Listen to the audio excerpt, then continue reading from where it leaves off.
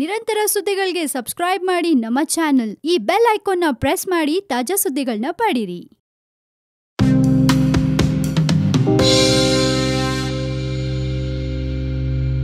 ನೀವು ನೋಡ್ತಾ ಇದ್ದೀರಾ one India Kannada YouTube channel. ನಾನು ರಶ್ಮಿ. ಮಂಡಸೌರ್ ಪ್ರವೇಶಿಸುವ ಮುನ್ನಾನೇ ರಾಹುಲ್ ಗಾಂಧಿ ಅರೆಸ್ಟ್. ಹೌದು, ಮಂಡಸೌರ್ನಲ್ಲಿ ನಡೆದ ಗೋಲಿಬಾರ್ನಲ್ಲಿ 5 ರೈತರು ಹತ್ಯೆಗೀಡಾಗಿರೋದನ್ನ ನೆಪವಾಗಿಟ್ಕೊಂಡು ಬಿಜೆಪಿಯನ್ನ ಸದೆ ಬಡಿಯೋಕೆ ವಿರೋಧ ಪಕ್ಷಗಳು ಕತ್ತಿ ಮಸಿಯಲು ಶುರು ಮಾಡಿದೆ. ಮಧ್ಯಪ್ರದೇಶದಲ್ಲಿನ ಬಿಜೆಪಿ ಸರ್ಕಾರ ರೈತರ ಸಾಲ ಮನ್ನಾ ಮಾಡ್ತಾನೂ ಇಲ್ಲ, ಅವ್ರಿಗೆ ಬೋನಸ್ ಕೊಡ್ತಾ ಇಲ್ಲ, ಕೊಡ್ತಾ ಇರೋದು ಬರೀ ಗುಂಡಿನ ದಾಳಿ. ಹೀಗಂತ ವ್ಯಂಗ್ಯವಾಡಿದ್ರು ಕಾಂಗ್ರೆಸ್ ಉಪಾಧ್ಯಕ್ಷ ರಾಹುಲ್ ಗಾಂಧಿ. ಇದರ ಮೊದಲ ಹಂತವಾಗಿ ಕಾಂಗ್ರೆಸ್ ಉಪಾಧ್ಯಕ್ಷ ರಾಹುಲ್ ಗಾಂಧಿ ಅವರು ಮಂಡಸೌರನ್ನ ತಲುಪಿದ್ದು, ಅವರ ಹಿಂದೆನೆ ಆಮ್ ಆದ್ಮಿ ಪಕ್ಷದ ನಾಯಕ ಅರವಿಂದ್ ಕೇಜ್ರಿವಾಲ್ ಅವರ ಪಟಾಲಂ ಮಧ್ಯಪ್ರದೇಶ ಪ್ರವೇಶಿಸಲು ಸಜ್ಜಾಗಿ ಕುಳಿತಿದೆ. ವಿರೋಧದ ನಡುವೆನೂ ರಸ್ತೆಯ ಮೂಲಕ ಮಧ್ಯಪ್ರದೇಶವನ್ನ ಪ್ರವೇಶಿಸಿರುವ ರಾಹುಲ್ ಗಾಂಧಿ ಅವರು ಮೊಪೆಡ್ ಮೇಲೆ ಕುಳಿತು ಸಾಕ್ತಾ ಇರೋ ವಿಡಿಯೋ ಇದೀಗ ಭಾರಿ ವೈರಲ್ ಆಗಿದೆ. ಅದೇ ವಿಡಿಯೋ ನೀವು ಕೂಡ ನೋಡಬಹುದು. ಇನ್ನು ರೈತರ ಮೇಲೆ ನಡೆಸಿದ ಗುಂಡಿನ ದಾಳಿಯಿಂದಾಗಿ ದಗದಗಸ್ತಾ ಇರೋ ಮಧ್ಯಪ್ರದೇಶದ ಮಂಡಸೌರ್ ಪ್ರವೇಶವನ್ನ ಕಾಂಗ್ರೆಸ್ ಉಪಾಧ್ಯಕ್ಷ ರಾಹುಲ್ ಗಾಂಧಿ ಅವರಿಗೆ ನಿರಾಕರಿಸಲಾಗಿದೆ. ಕೆಲ ದಿನಗಳ ಹಿಂದೆ ಕೂಡ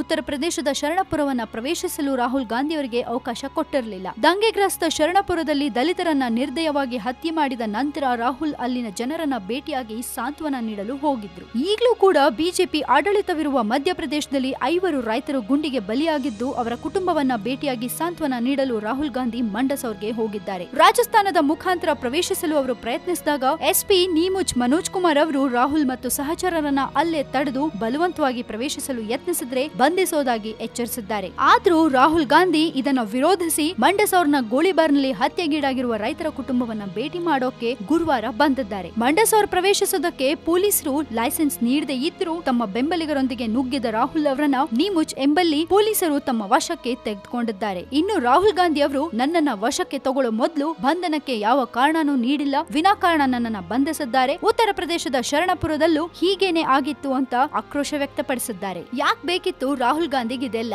ಒಂದ್ಸರಿ ಅಲ್ಲಿಗೆ ಎಂಟ್ರಿ ಇಲ್ಲ ಅಂತ ಹೇಳಿದ್ಮೇಲೆ ಬಲವಂತವಾಗಿ ಯಾಕೆ ಹೋಗ್ಬೇಕಿತ್ತು? ಇವ್ರು ಹೋಗಿರೋ ಪರಿಣಾಮ ಇದೀಗ ಅರೆಸ್ಟ್ ಆಗಿದ್ದಾರೆ. ಸೊ ಕಾದ್ ನೋಡೋಣ ಮುಂದಕ್ಕೆ ಏನಾಗುತ್ತೆ ಅಂತ. ಇದ್ರ ಬಗ್ಗೆ ನಿಮ್ಗೆ ಏನಾದ್ರು ಕಾಮೆಂಟ್ ಕೊಡ್ಬೇಕನ್ಸಿದ್ರೆ ಧಾರಾಳವಾಗಿ ನಮ್ಗೆ ಕಾಮೆಂಟ್ ಮಾಡಿ ಕಳಿಸಿ. ಅಂಡ್ ಇನ್ನಷ್ಟು ಸುದ್ದಿಗಳಿಗೆ ನೀವು ಮರಿದೆ ಸಬ್ಸ್ಕ್ರೈಬ್ ಮಾಡಿ ನಮ್ಮ one India Kannada YouTube channel. And ಈ ನಮ್ಮ ವಿಡಿಯೋ ನಿಮ್ಗೆ ಇಷ್ಟವಾದಲ್ಲಿ ದಯವಿಟ್ಟು ಶೇರ್ ಮಾಡಿ, ಲೈಕ್ ಕೂಡ ಮಾಡಿ.